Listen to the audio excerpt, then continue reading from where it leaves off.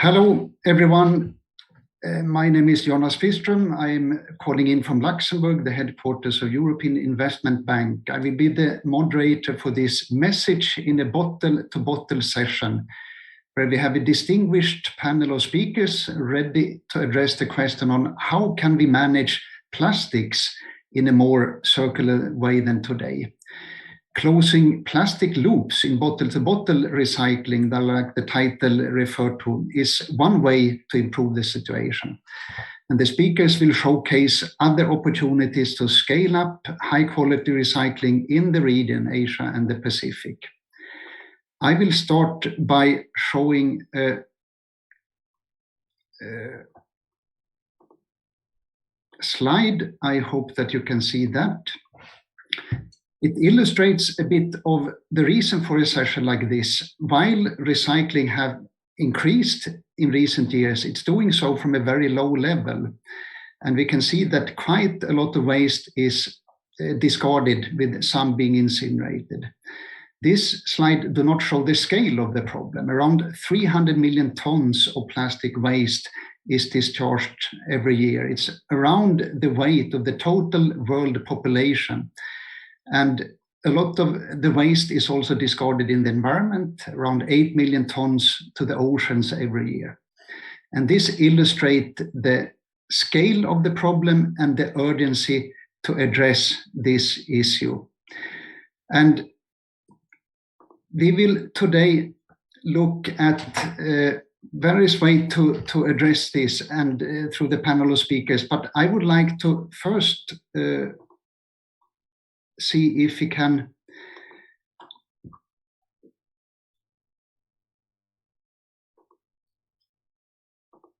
ask a poll question. And the poll question is, if we compare the two options, recycling, incineration, recycling plastic saves how much energy compared to burning it in an incinerator? What would be the answer?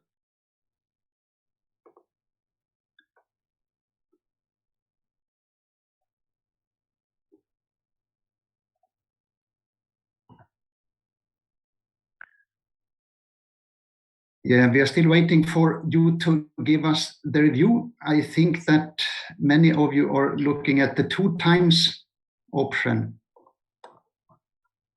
And that's actually the correct answer. And let's see.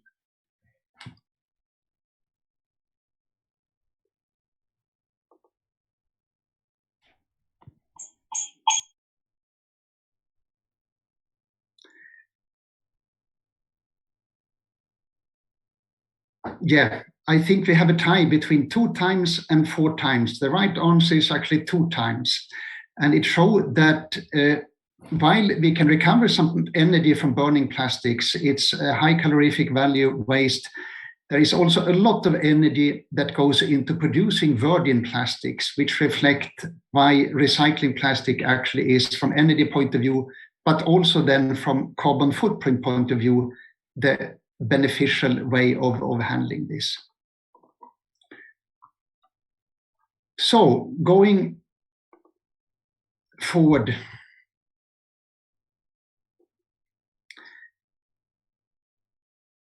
in light of the large amounts of plastic waste that is generated, the 300 million tons I referred to, and the limited recycling, and also the large share that is dumped on land and in oceans, we have collectively as a global community set very ambitious goals and targets on how to improve the situation.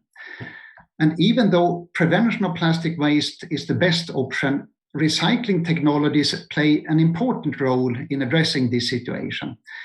And this is what we will look at in this session. And our 6 speakers today, they will provide insights into the different, both technical approaches, but also policy approaches that public and private sector actors can take to support an increased and improved recycling of plastic.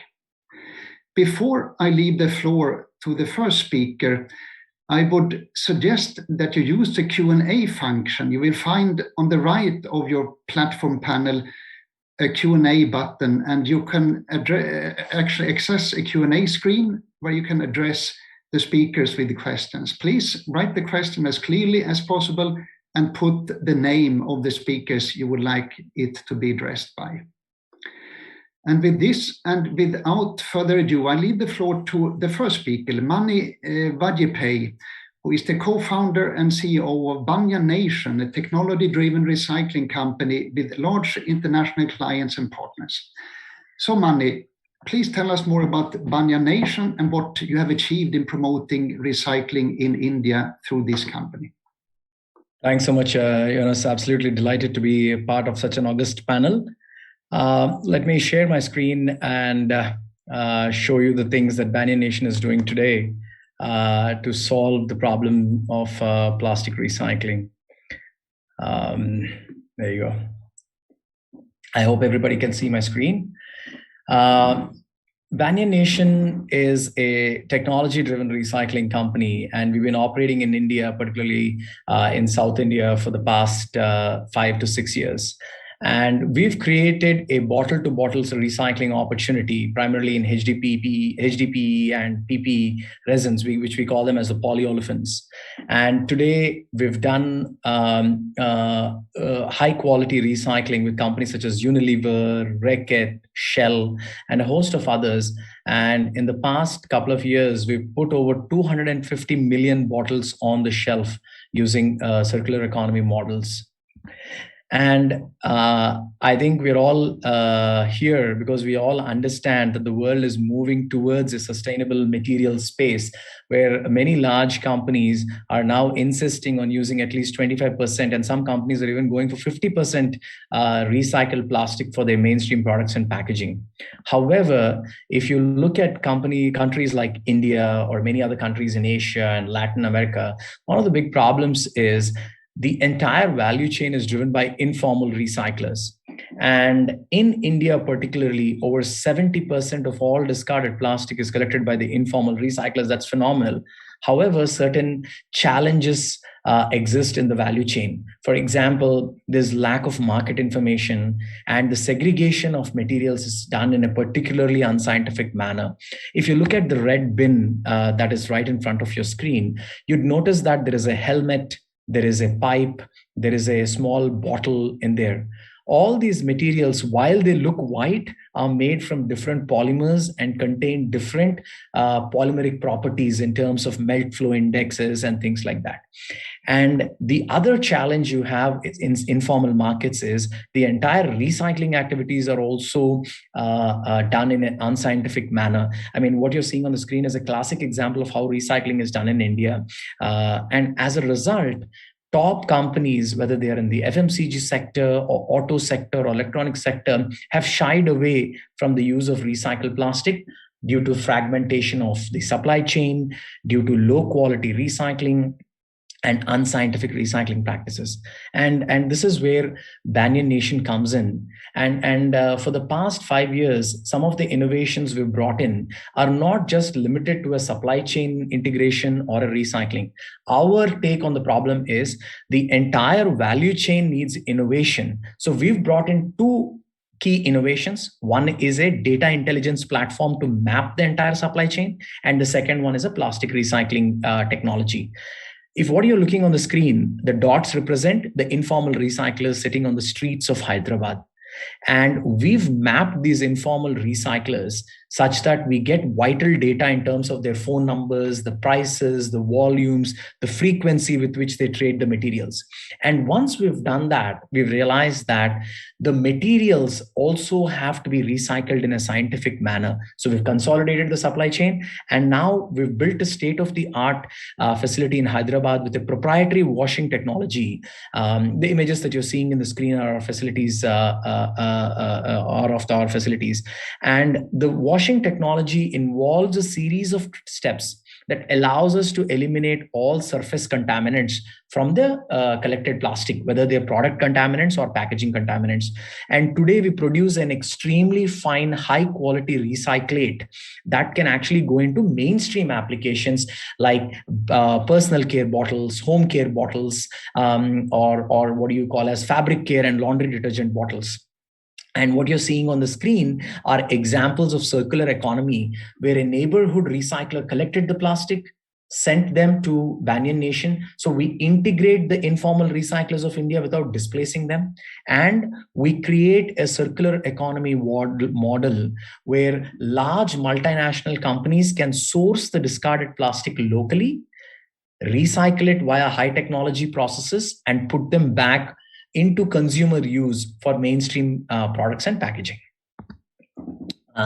That's all I have to say. We won a bunch of awards, but they don't compare too much when we look at the customer adoption and market traction. So we're really fortunate to have a good supporting ecosystem of informal recyclers, large-scale multinationals, and government policy as well to drive circular economy in India. Jonas, that's all I have to have for you today, and for the audience. Hopefully in the Q&A, I'll be able to answer more questions as they come by.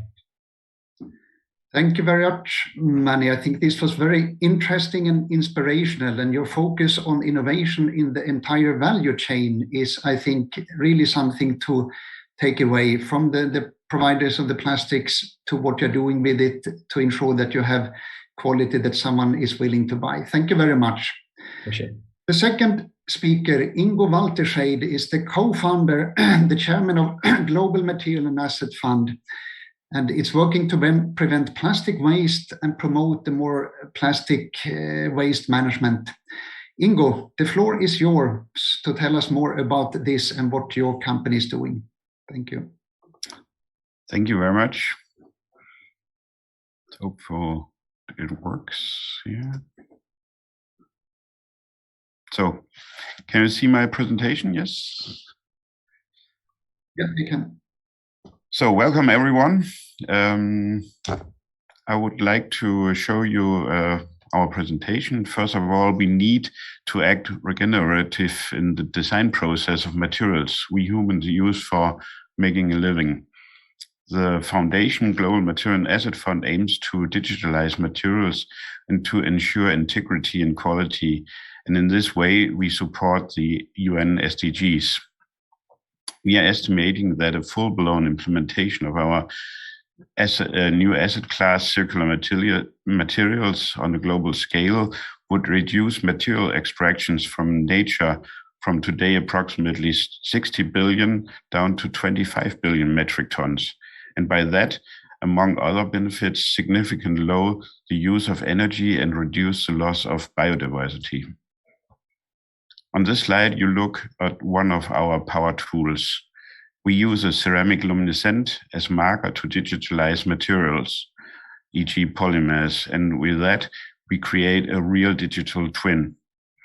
The marker is chemical inert, not soluble. We add in the range of 20 to 100 ppm to the material. It's not non-hazardous and toxically inert. Less than 10 micron in size, not cell going in this way, and not visible for the human eye. Heat resistant up to 1700 degrees centigrade and has a high mechanical resistance.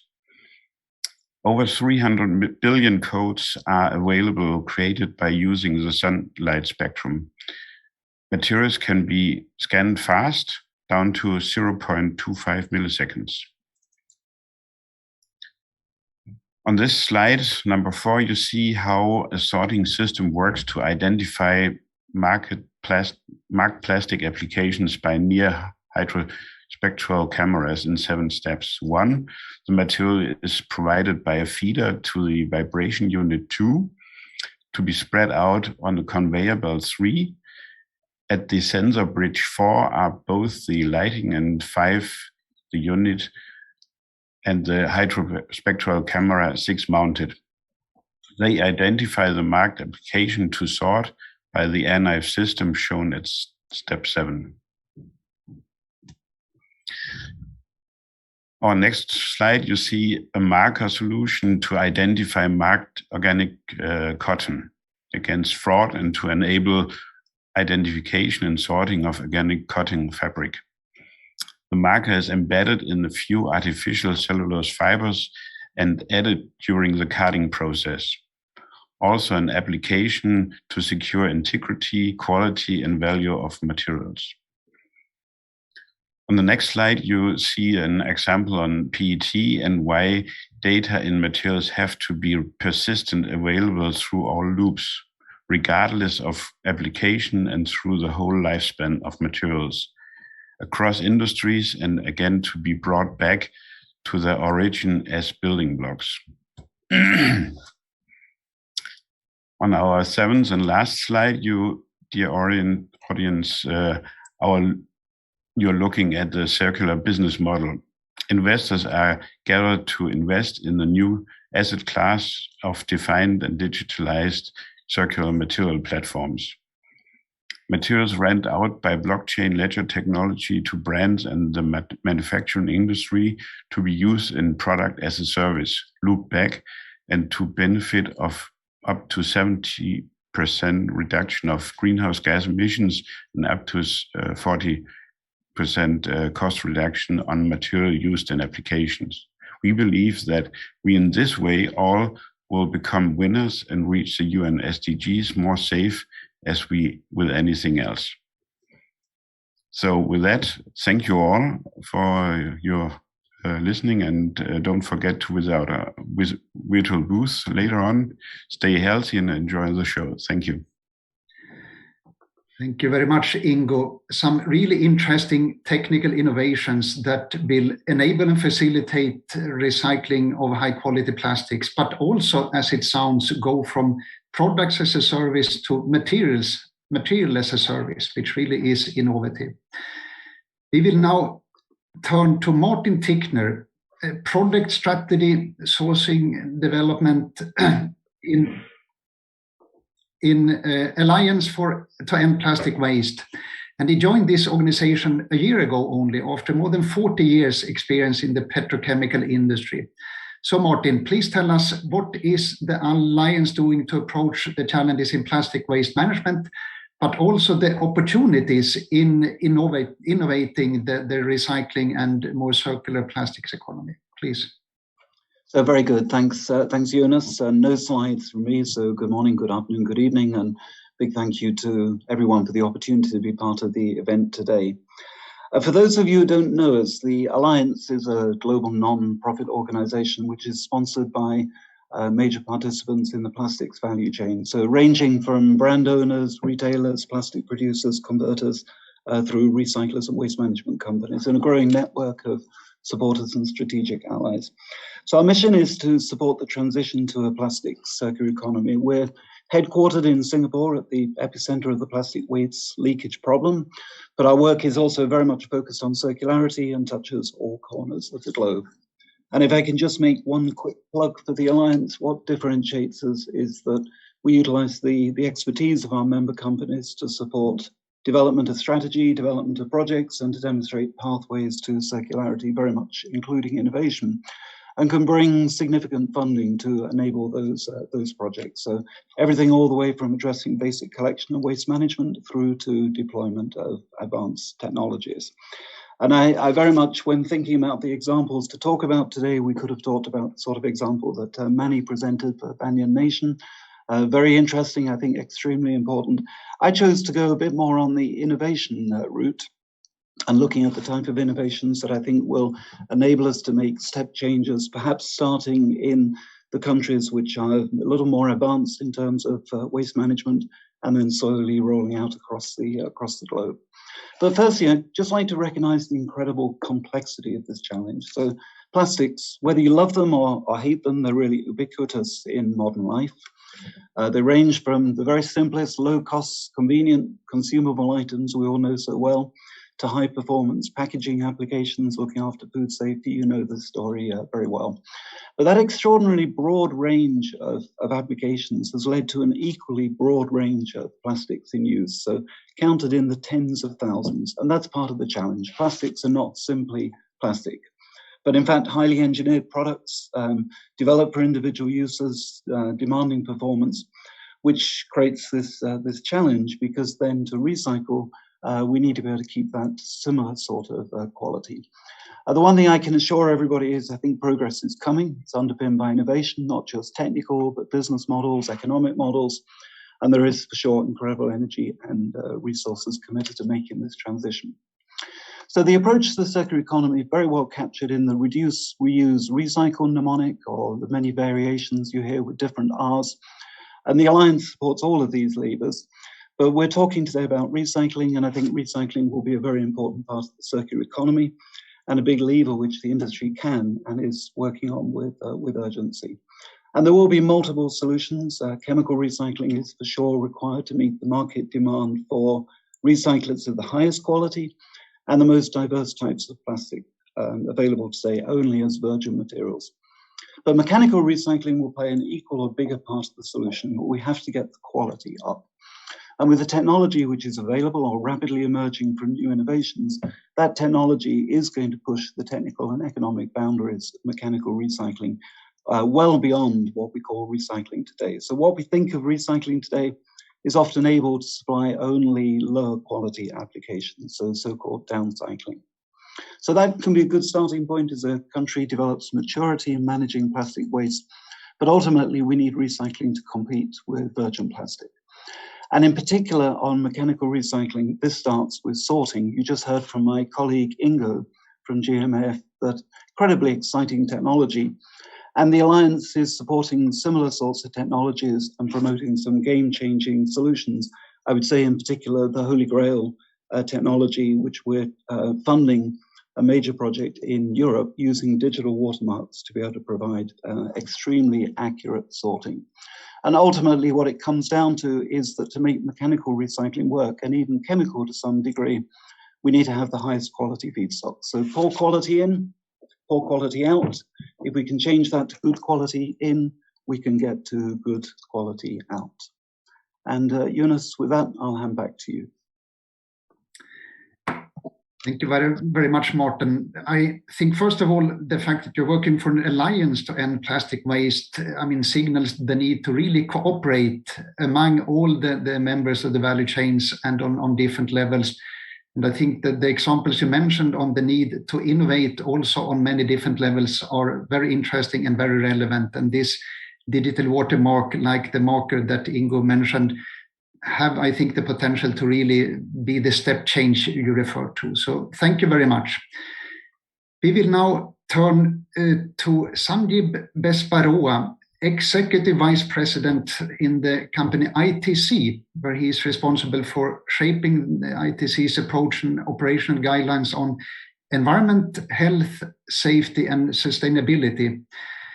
So Sanjeev, a company which is more in the retail part of the value chain, what are you doing to promote more circular business models? The floor is yours. Thanks, Jonas. Thanks, everyone, especially for this opportunity to engage in an environment like this is very welcome. Well, when you talk about circular economy, there are so many connotations to this term that, one gets pretty confused exactly about what we are talking about. But I did like what, some of the points that Martin brought out, because, specifically what we talk about recycling today, mechanical recycling, how many cycles of mechanical recycling would one really be able to do? So I think there are certainly technology challenges ahead, and perhaps chemical recycling is one idea which has to really materialize and become practical. But fundamentally, for businesses and the situation that we are in right now, we definitely see that whether you call it recycling, whether you call it circular economy, there is something that obviously a lot is to be done, and it absolutely needs to be done. The question is, how is it going to happen? How is businesses going to kind of really get involved and committed to this whole idea of circular economy? And what are the necessary conditions for this to happen? So if you look at businesses, I think businesses fundamentally are, great at delivering a planned outcome. but they work under circumstances where there is certainty in terms of rules and regulations, and there is a certain kind of a known trajectory about how they need to go. So when you talk about plastics and the desire to get this post-consumer plastic back into our material flows, the primary issue that we are facing, and in India especially, is the question of waste management is the larger issue, because we do not have access to source segregated plastic. I will share a small slide which tells you a bit about what we do, and also to highlight the points that I'm making. Is my screen visible? Is it visible? Okay, thank you. So, just to give you an idea about ITC, we are a multi-business conglomerate. We are pretty big into what we call fast-moving consumer goods. We are also one of the largest paperboards and packaging businesses. We are also into luxury hotels and also into the agribusiness. Our packaging footprint is today around roughly 48,000 metric tons of packaging waste. And this is largely in the form of flexibles. The other portion is the bulk is 121,000 odd is paper. Very small fractions are of glass and metal. But if you look at multi-layered plastics, modern capital or the technology, the issue is that how do we get it back into the whole resource flow loop. There are issues about lack of awareness, segregation levels, limited capacity in terms of collection of the waste, very few incentives in terms of for waste collection, segregation to happen, and of course the final processing part of it. I'm giving this example with the example of what happened to paper in India. And in fact, in India, paper recycling rates are still among the lowest in the world. We recycle around 30% of our paper. And I told you that we are also in the pulp and paper business, where pulp is our essential requirement, and we were really having a problem with this. So we started this program around a decade ago about going to households, getting them to segregate their paper, buying the paper from them. And it's a model which today kind of spans out to almost 4 million households. School children are engaged to kind of spread awareness, corporates. It's brought in livelihoods to waste collectors, created social entrepreneurs. And so the whole approach that we are talking about, it focuses on source segregation by households. You do the awareness, you do the collection, you build in the infrastructure, and then you create the market for this material flow to happen. And from here, we appreciate that today it may be a question of physical recycling, tomorrow to kind of chemical recycling, and perhaps at a later stage, it would require the completely new business models. And but these are essential requirements. Fundamentally, to make the point that if your post-consumer waste is in this form, it is unsegregated, mixed with other municipal waste, you could clean it, you could wash it, but the entire handling and management of this waste doesn't make it viable. But if the same waste is source segregated and collected in this manner, you're absolutely able to, create the foundations for a circular economy. Thank you. Thank you very much, Sanjeev. I think some really good points from a large conglomerate where a lot of packaging, a lot of plastics is managed. And I think your focus on kind of relating to and supporting the generators of the packaging waste coming from your products is very interesting and very relevant in order to have the good quality feedstock needed to recycle well. We are now turning to Kelly Yu, Secretary General of the China National Resources Recycling Association, with a wide experience in plastic recycling, among other things. China, we know, are doing a lot on and in plastic recycling. What can you tell about that, Kelly? Please, floor is yours.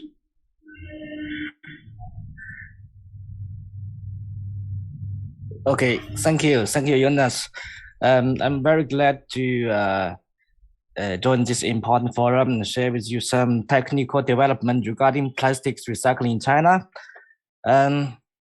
it is well known that China recycled almost 70% of the plastic scrap in the world for nearly a decade, especially before the year 2017.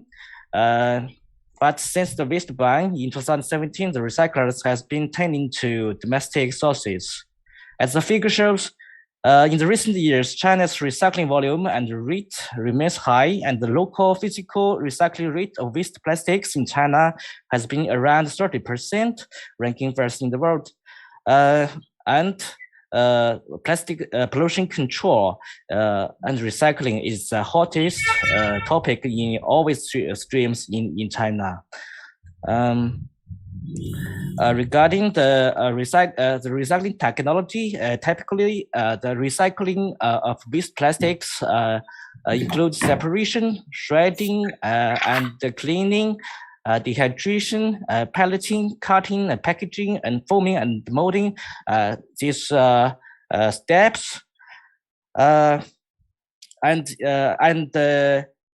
in practice, we see many good enterprises are growing at higher speed.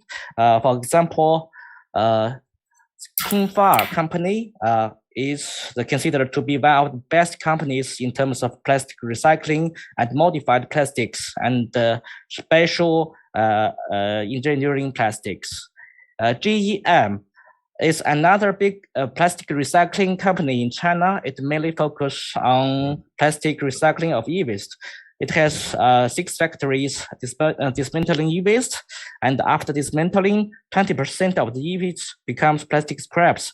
It now supplies recycled plastic plates for many famous home appliance producers in China and the world. Veolia Huafei operates 5 companies in China, and their activities include plastic bottle recycling, processing, and reselling. The company is committed to the circular economy industry and producing waste plastic and recycling, producing recycled PET, PP, HDP, and other engineering materials. To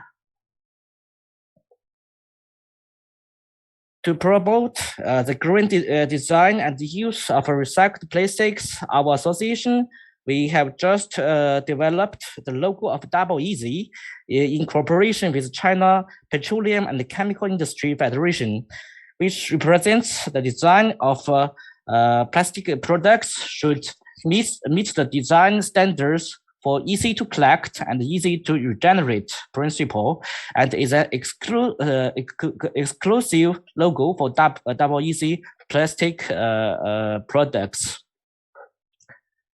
So generally speaking, I think plastics are still at an early age in history and will continue to make great contributions to mankind, and the treatment of plastics pollution will focus on mechanical recycling and the combination of various treatment methods.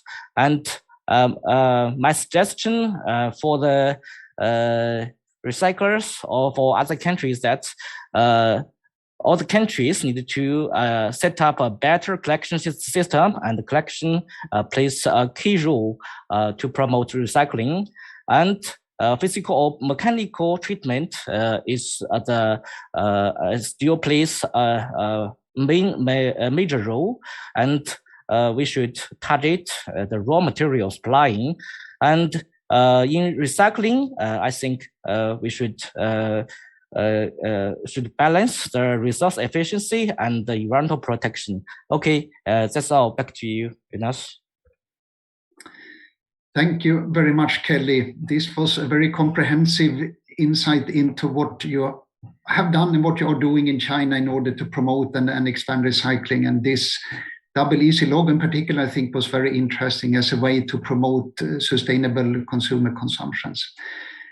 We will now turn to the last speaker in the lineup, Kanchana Vanichkorn, Vice President in the Office of National Higher Education, Science, Research and Innovation Policy Council in Thailand. And she has been part of formulation of policies and initiatives on innovation and green policy, including plastics recycling. Please, Kanchana, what can you tell us about how Thailand is approaching these challenges and opportunities? The floor is yours. Thank you, Nathan. First of all, I would like to thank the host for inviting me to share Thailand experience in driving the recycling agenda, which is part of our circular economy policy. I would like to, my question, I guess you would like me to address the enabler from the point of view of the government.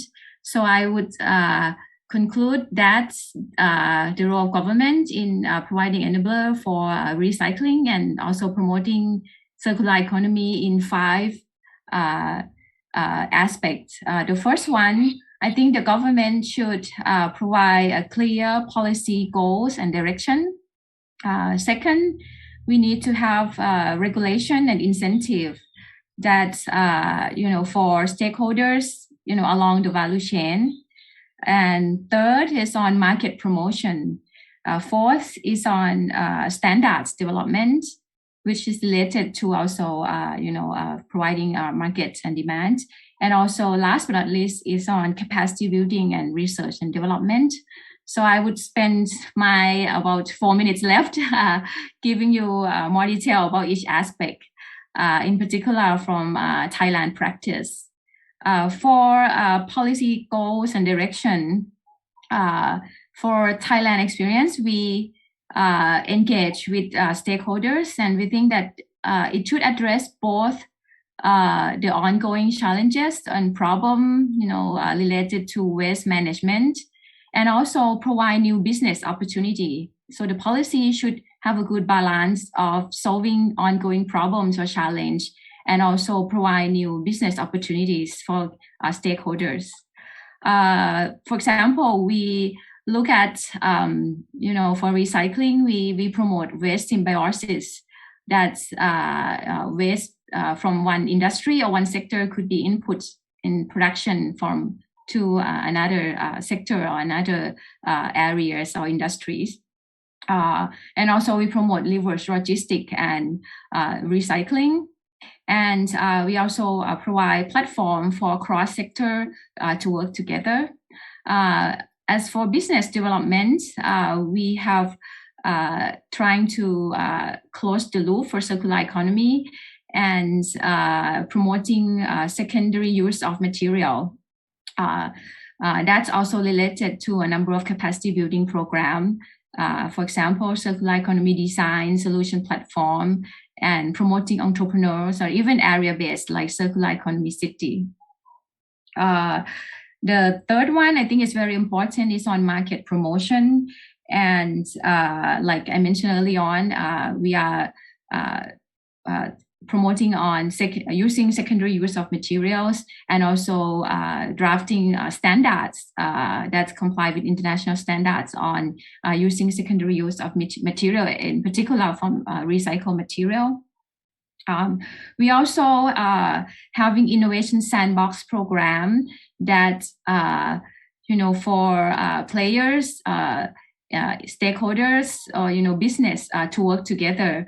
But if some rule and regulations are not quite clear, or maybe there's no rule and regulation that would support that, they can apply for innovation sandbox, to develop the product or coming up with innovative process, and later on we can work together with relevant government agencies to come up with a rule and regulation that would support that new value chain or that new business model. The fourth one I mentioned already is on standards. A number of activity has been going on recently to develop standards for recycling material and also circular economy related area of support.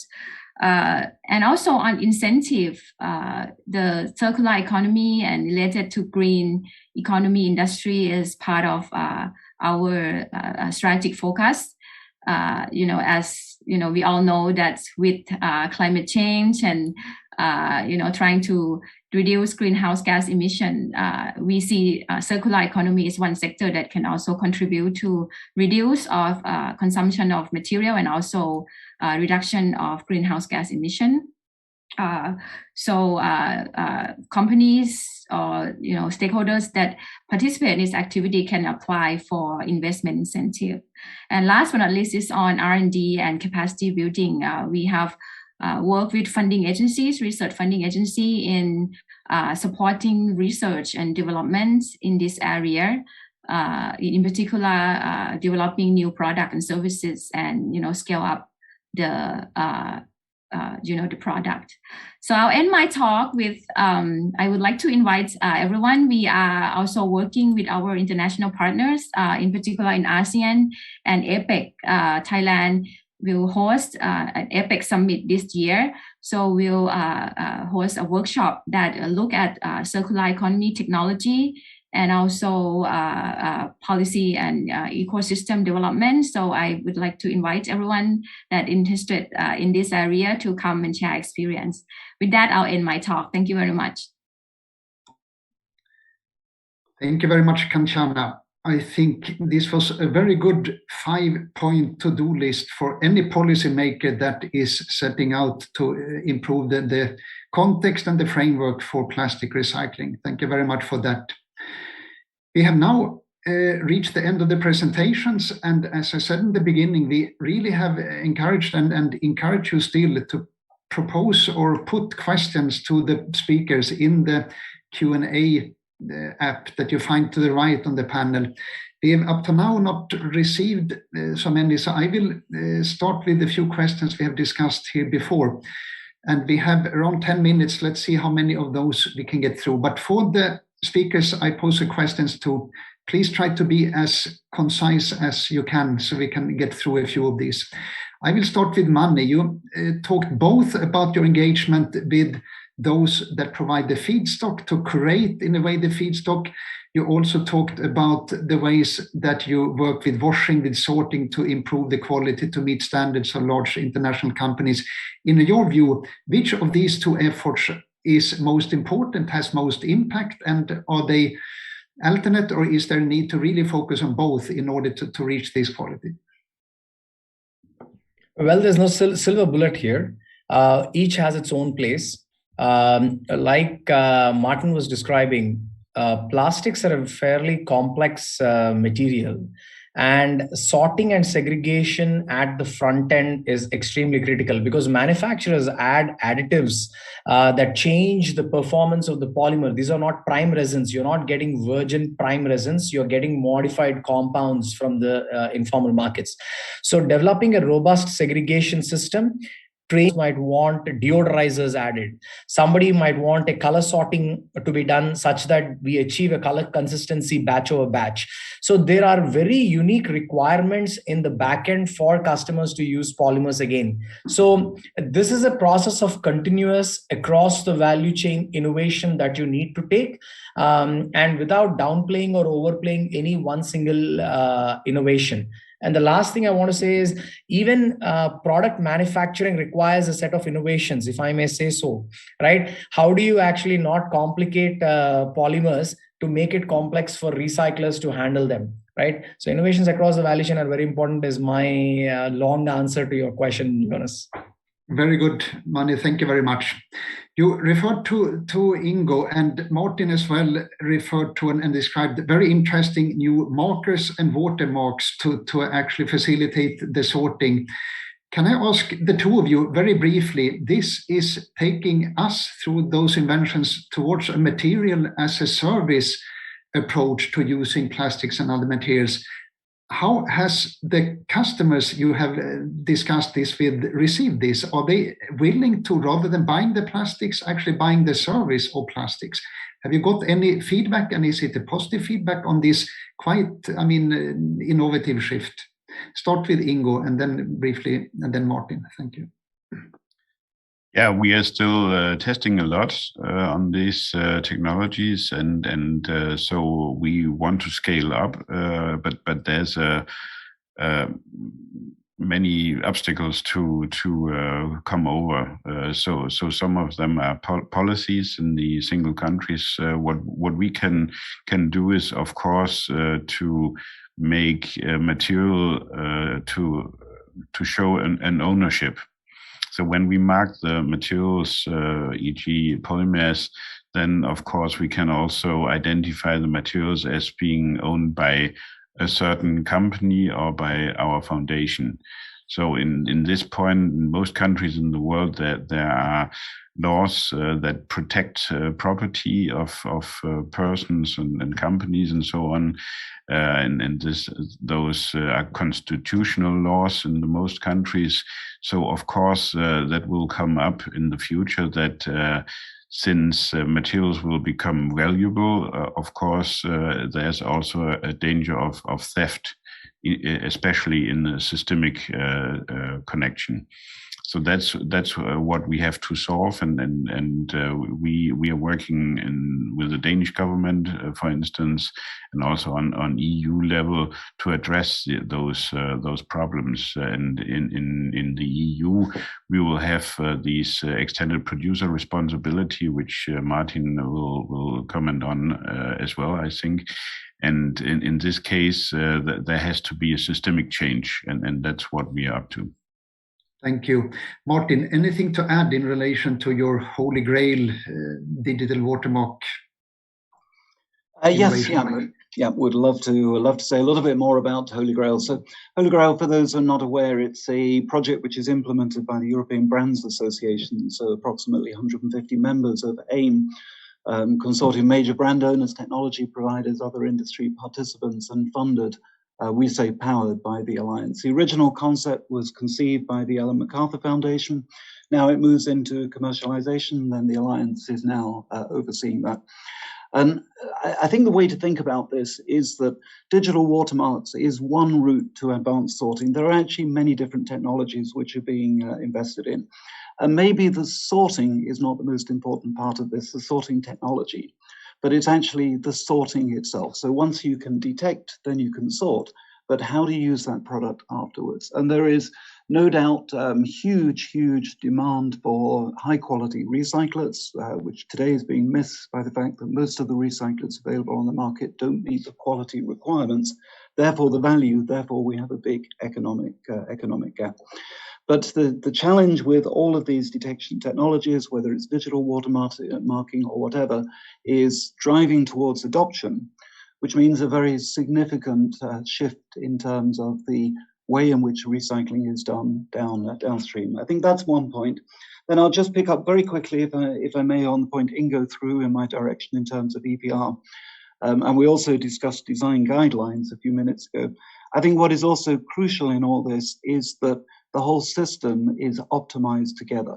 So today, or historically, then the design has been optimized by the brand owners, by the converters, the recycling technology, the collection, they're all optimized separately. And under EPR, you really create an end-to-end responsibility, but an end-to-end visibility of how to design products so they can be sorted, and so ultimately they can be recycled. But also we've talked about segregated collection, and that's the other approach, is changing business models so we can segregate collection. But I come back to my fundamental statement before, it's all about quality of the feedstock. If you supply good quality feedstock, we can recycle and we can meet the demand.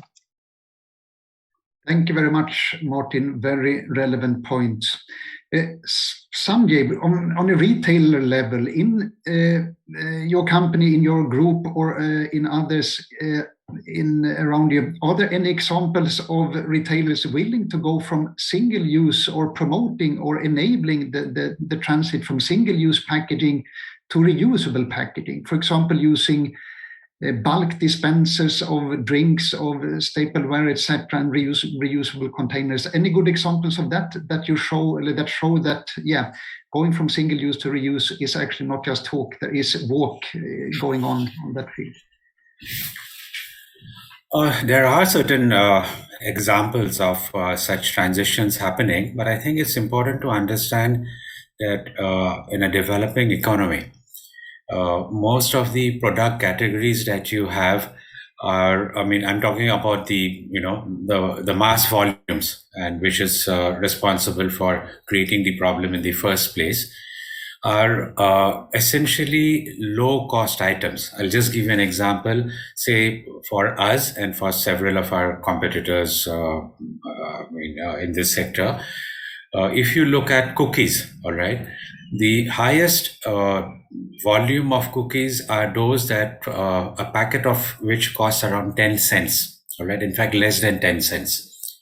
Now, if you were to kind of, and who buys these 10 cents kind of cookies? It's people who are at the, perhaps lower down in the economic order, but for whom it forms an important source of nutrition. So this product, if you were to kind of increase the cost, say by 10% also, it creates an issue of managing change, because most of the transactions in India still happen with physical currency. All right. So the point I'm trying to make is it's a very complex thing. So for certain niche items, it is possible to have a dispenser in your retailer. There are retailers who have actively kind of advocated these principles, but you'd still be small, very, very small and marginal impact on the overall numbers. So for really making a 50, 60, 70, 80% contribution to this whole business, right now, I think we are still stuck with getting the material back into the processing flow. And these other changes will happen, but I think there is where the big challenge is. I hope I've answered it. Thank you very much. The time change will come. Very briefly, Kelly, in China, you referred primarily to physical, mechanical recycling. Very, very briefly, is chemical recycling making any inroad into testing and demonstration or application in China? Very briefly. Yes, I think so. But I think the mechanical method is still plays a major role.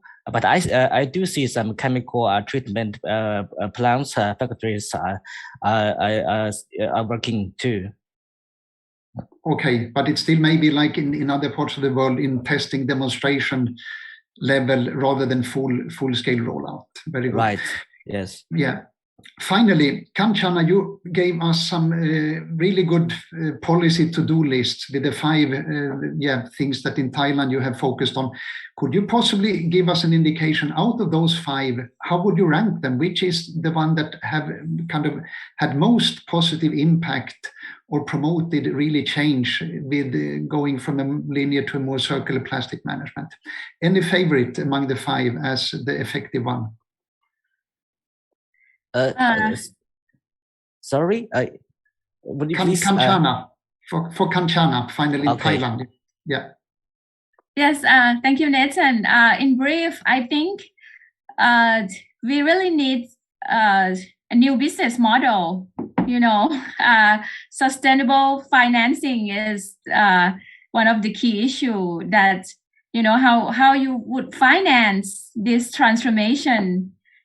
Company has their plan, right? Their roadmap of converting their business from linear to circular model. And I think the technology is not a problem anymore. We have so many technology choices. The key question is how you finance this transformation. So I would like to signal this to the financial sector that we have to come up with an innovative way to help finance this transformation. Thank you, Kanchana. I think it's a very good point. That representing a bank that is working a lot to promote and support the circular economy, I fully agree with you. And I think many of the points you made, these 5 policy points, contribute to or aim at leveling the playing field between the virgin and the recycled plastics. And that, I think, would improve the business cases and increase the access to financing. And also, I think as a finance representative, we should be more and more concerned with the linear risks, the risks of linear business models, and really favor and look at the benefits of and in companies that actually switch to more circular approaches to source their their feedstock, but also to ensure that they design and produce for reuse, for recycling, etc. So very good point on all of us on the technical side, on the policy side, working to promote this, but ensuring that it's also, attractive and possible for financiers to provide the financing. With this, we have come to the point where there is a need to actually close this session. And I think we can agree that it has illustrated that there are really good reasons for and opportunities in shifting to a more circular plastics economy.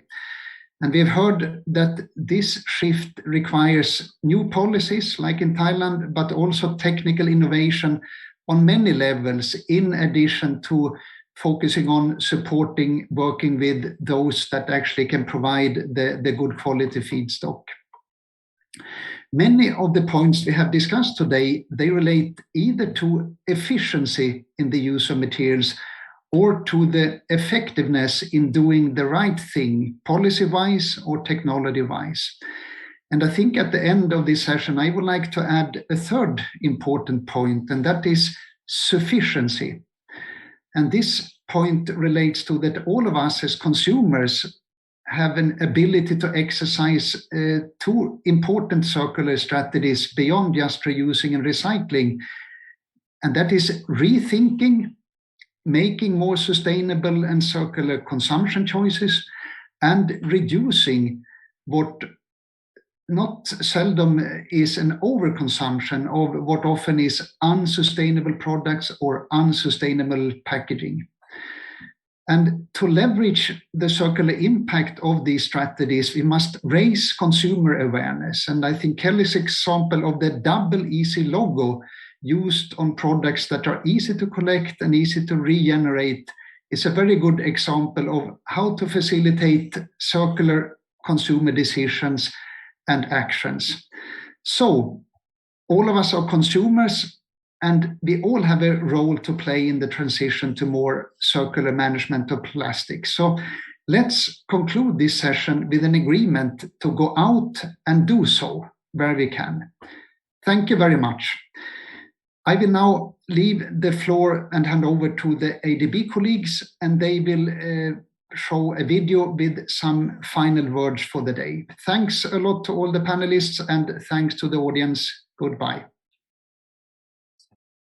Hi, everybody. We have come to the end of day one of our inaugural ADB Healthy Oceans Tech and Finance Forum. My name is Anna Posa, and I am your MC. What a day! On behalf of the organizing team, I'd like to extend our gratitude to our partners, speakers, and participants who joined us today. It's been such an inspiring day listening to different discussions and ideas on how we can support healthy oceans. I'm here with Ching-Feng Zhang. He is the Chief of the Rural Development and Food Security Thematic Group, and he is also the OIC of the Environment Thematic Group at ADB. Ching-Feng has been instrumental in organizing this event. Hi, Ching-Feng. How are you? What are your key takeaways for today? Thank you so much, and I enjoy so much about the discussions today. I agree with you. Today is a great start of the Ocean Health Forum. It is the first Ocean Forum, as you know, the ADB hosted since we started the Ocean program in 2019. I can see so strong passions and also many inspirational initiatives coming from our speakers, partners, and also audiences. With this as the fourth take from the hearing from the today's discussions. First, Ocean Health program is very critical for MDBs to achieve their climate ambitions. And the COP26, as you heard, President Massa signed a statement on nature with the heads of the other 8 MDBs. And in the signing ceremony, President Massa stated that together with the regional flyway initiative that we launched and the COP15 in Kunming, Ocean Health program is an essential part of the ADB achieving its climate ambition by the 2030. Second, ocean health and the blue economy is closely related. as you heard from today, ADB's Vice President Bang Susantoro emphasizes the region's high reliance on ocean economy.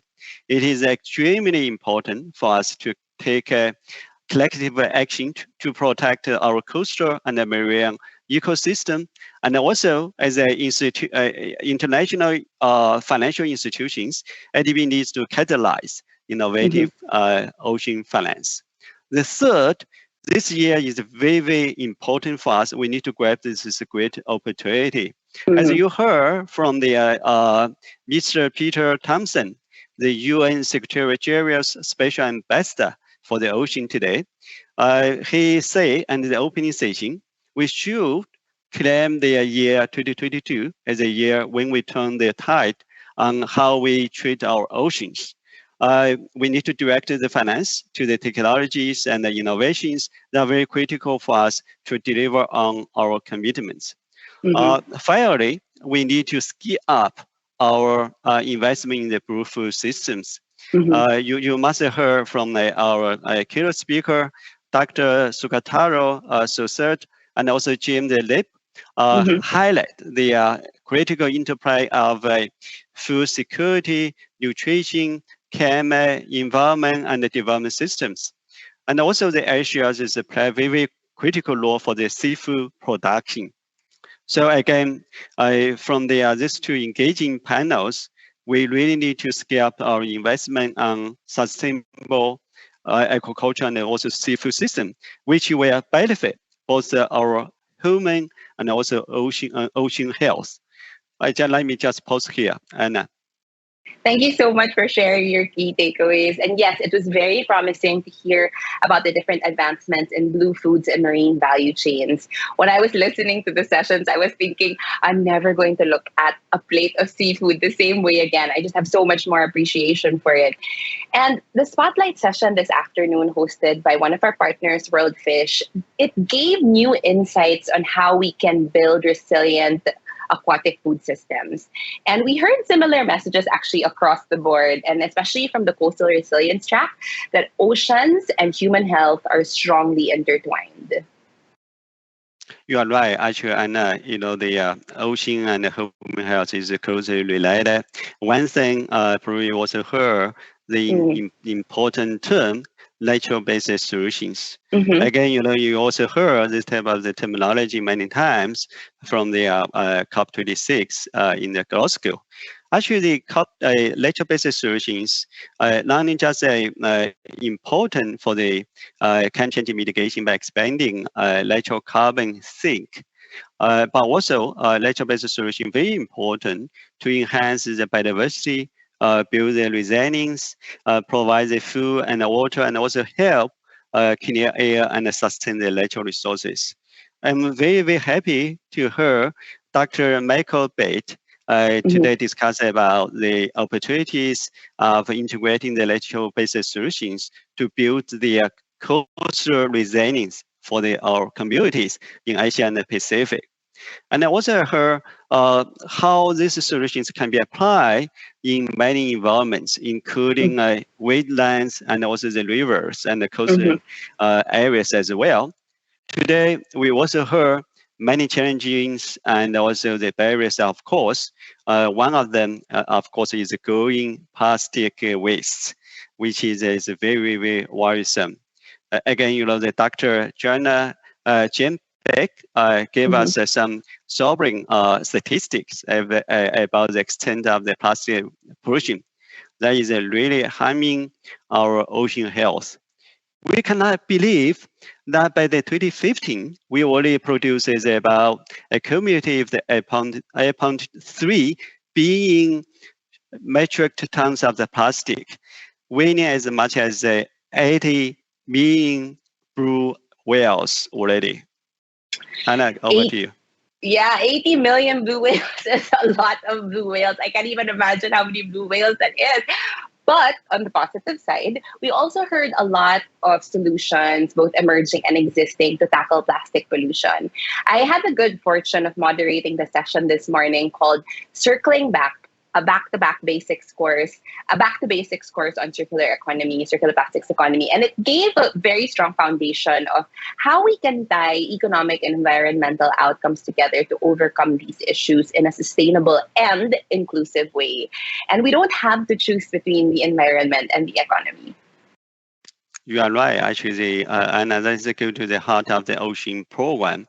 Circular economy, of course, is very critical for us to address the plastic waste. Again, we need to tie together economy, environment, community for us to achieve the ocean agenda. Again, finance for this type of integrated solution is very, very critical. Good thing is that we heard so many good news. One of the examples is from the Margaret Kuro, global finance practice leader from WWF. She say the blue economy is gaining interest from the financial institutions, with trillions of the US dollars expected being targeted on ocean and coastal development over the next decade. So we also see so many good examples in the sessions today. Of course, one of them is our blue bonds, which we launched last year. You can see, take the more information from the video. Our ADB's first blue bond insurance last year. Over to you, Anna. Yeah, it's really exciting that ADB was able to raise $300 million through its first blue bond issuance. Thank you so much, Xingfeng, for sharing your thoughts and reflections about today. I am ending this day with a lot more hope than I started this morning, and I hope you are too. The future is looking bright for healthy oceans. And that takes us to the end of day one. We hope that you will all join us tomorrow for another day of learning and discussions. Bye for now and see you tomorrow. Thank you, Anna.